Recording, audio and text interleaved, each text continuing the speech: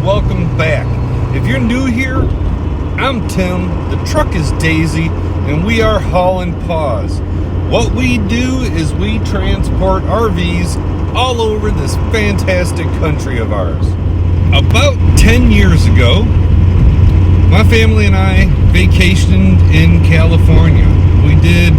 We were in Southern California. We did Legoland and Disney and went to the beach and did all those touristy things. And when I left, I remember saying they would have to pay me to go back to California. And guess what? Somebody is. That's right. Wave is paying me to go to California. So, this is a special episode. It's just going to cover the trip out to California. It's a little bit different this time. We're going to convoy out there. I've got a buddy of mine, Len. He drives for a different company. And he's going to travel with me because he's got to go to Southern California also.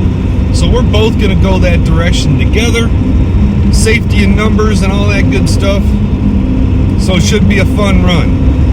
I'm in northern Michigan, headed down to LaGrange to pick up my unit and start heading out that way. And I'm going to meet up with him hopefully somewhere on the other side of Chicago. So I want to be picked up and over to the other side of Chicago before morning, and then he can catch up and figure out what's going on. So right now we're going over the Mackinac Bridge, separates the Upper Peninsula and the Lower Peninsula of Michigan. They used to have car ferries that go across here, but now they got this big awesome bridge. And as you can see, it's all frozen out there, and we're headed to hopefully sunny California.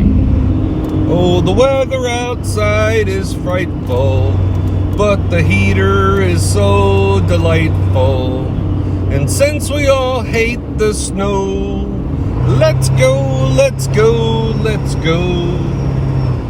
That's right, Monday morning, and we are on the road. We're headed to Joliet to hook up with Len.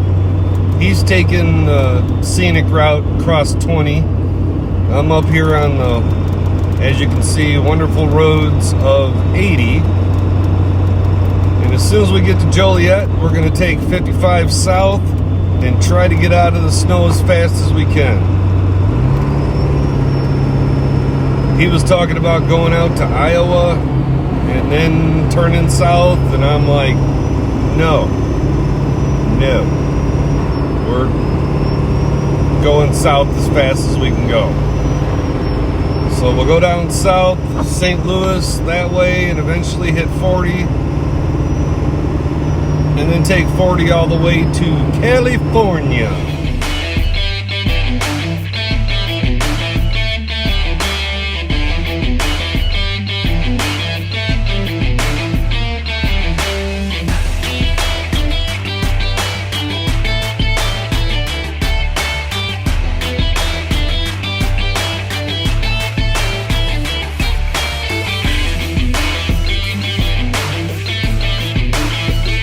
A few moments later. Well, still trying to get through Chicago. Len is somewhere behind me. I don't know how far behind me he is, but he's bringing up the rear. And we ended up having to pull off for about 2 hours because the roads were nothing but a sheet of ice. I was on a little hill in four-wheel drive, gave it gas, and it spun all four tires. I didn't move. So we got off, sat for a couple hours. Unfortunately, we had to pull off at Gary, Indiana. Crap hole. And now it's a couple hours later, it's like noon, and we're trying to get past Chicago. Got word that the roads are pretty good past Joliet. There's also a storm rolling in south of Joliet. We were going to hit 55 and go down 55 to from Joliet, but it now looks like we're going to go over to Des Moines and then head south from there. instead of going south from Joliet because of the ice storm that's coming in. It's going to be crossing right over 55. So we'll see how it goes. Well, here we are at day, I guess it would be 3, although the first day was just going and getting it. So day 2 on the road, woke up to -6 degrees in Iowa. So now we're trying to go south, and try to get rid of some of the snow. And, well, we did get rid of some of the snow, but trying to get to some warmer weather. It was awful dang cold last night. I have some issue going on. Not 100% sure if I need to reset I've got an Edge CTS 3 touchscreen monitor, that thing there. And currently it's telling me that my intake air temperature is 510 degrees. Unless the engine's on fire, I really don't think that the intake air temperature is 510 degrees. So either the cold killed it and it doesn't work, or that needs to be reset so that it will read the numbers right. It's reading everything else right, I believe. But other than that, rolling along, got the coffee. So an update on the weather. So I got to put on my meteorologist hat, and then we'll go to the board and I'll explain to you what's screwing us up. There goes Len out in front of me.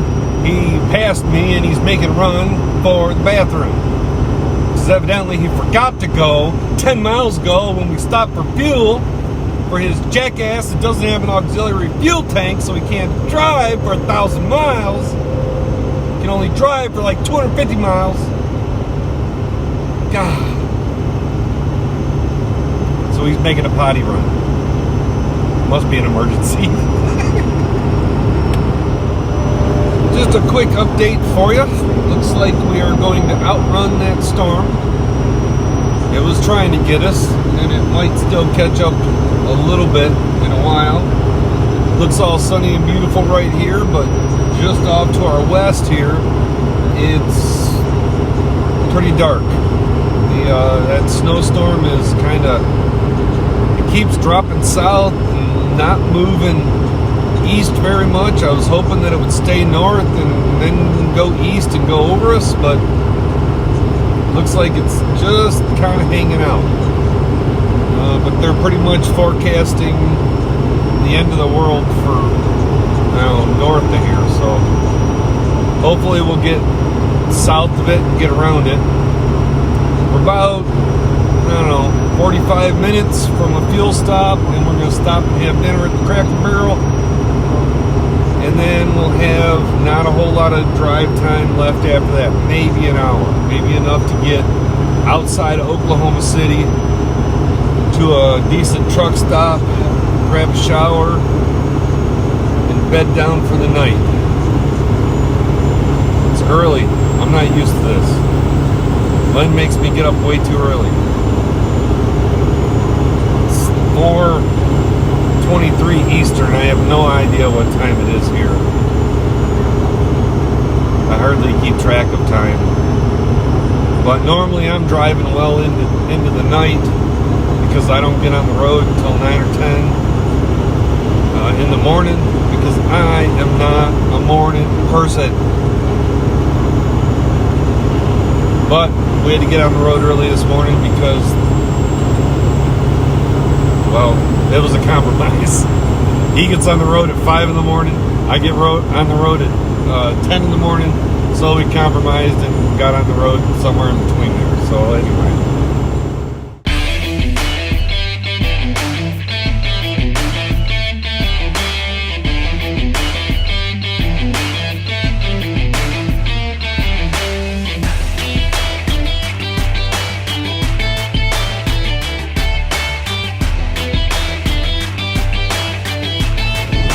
It's day 3 of our trip.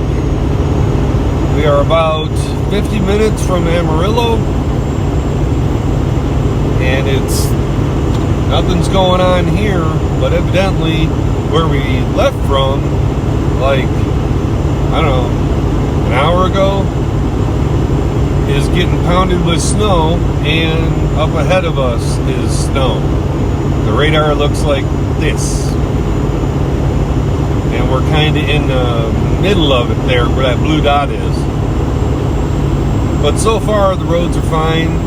It's 20 degrees out. I can't believe how cold it is down here. This is stupid. It's supposed to be warm. But I've developed a small problem. I'm leaking diesel fuel, and it's that stupid valve on the back side of the fuel filter housing on 7.3, the water separator. The O-rings go bad because of the ultra low sulfur fuel, and it eats up the O-rings. So in 49 minutes, we're going to make a stop at the Ford dealer where they have the part. I'll pick up the part. It's just dripping. I maybe lost a cup or 2 cups of fuel overnight, or it was dripping under the truck while the truck was running. But I'm going to get the part because I've done these before and they progressively get worse. So probably tonight when we stop, hopefully we'll stop someplace where it's maybe going to be warmer, and I'll replace it tonight. It's not a big deal. It's 4 20 or T20 Torx bolts, and then you pull the valve off and slap the new one on and put the bolts back in, and you're back in business. Well, it looks like we're getting into some weather. I'm sure Len will be messaging me shortly. He doesn't like driving in snow. And what the hell is going on with it snowing in Texas? Oh my God, Al Gore was right.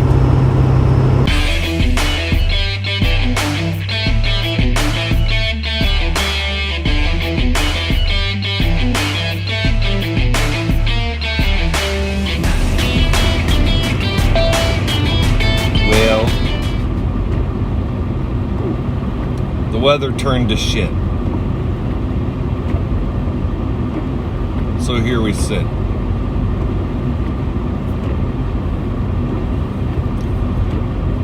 Supposed to stop snowing at noon. The roads got pretty slick. Texas obviously is not prepared to deal with stuff like this. I'm used to Michigan. We get a couple of flurries and they're out there chucking salt or sand. Here I did see a plow truck. It was full of sand or salt or something, but it wasn't doing anything. And there's nothing on the highway. Being dual wheel and 2-wheel drive, I broke loose, got a little squirrely. If I could have locked in my front hubs, I probably would have been a lot more comfortable. But Len's not comfortable at all, and these are big flakes coming down right now. So I think we'll sit and wait, see if this stops at noon. If it stops at noon, we can get back on the road. Really hoping to deliver tomorrow. That obviously is just not going to happen. Got 16 and a half hours until delivery, and this weather is pissing me off. For this whole job, really the weather is the only real stressful part about it. You got to be a meteorologist and forecast weather way out so you can get your timing right, things like that. The only other real stress that you have is planning your fuel stops so you can save the most money. It's all about saving money, so that's really the only thing I stress about is how much money can I save on fuel. At least we made it to a Flying J where I can get some coffee, and I guess I'll take a nap. So talk to you later. So we did get slowed down a little bit because of weather, but we just went in and had some breakfast, sat around for a little bit. Then most everything melted off the roads, at least. did get probably 3 or 4 inches really fast within, I'd say, an hour. It came down really good. You couldn't see, or Len couldn't see me, and he's like right behind me. So it was snowing pretty darn good. So then I ran over to the Ford dealership, got my little part for fixing my diesel fuel leak. Maybe tonight I'll fix my diesel fuel leak if we ever get into someplace that's a little bit warmer. Well, now look at this. This is like, I don't know, 10 miles, 15 miles outside of Amarillo. Beautiful sun. Feels like I should have my air conditioner on, even though there's still snow out there. But still, this weather's crazy. Look at that. It's beautiful.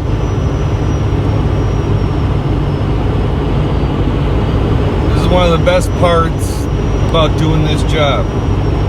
You get to see stuff that looks like that. Wait for it. Wait for it. Woo, whoa. Well, there's something you don't see every day. Can't believe I'm getting this on video. That is a tractor trailer laying on its side. That was something. Picnic area. Let's have a picnic. Well, here we are at the New Mexico Port of Entry. So we got to pull in here, get weighed, and buy a permit. Last time through was $30. Let's see what it is this time. Speaking to reporters after the introductory press conference.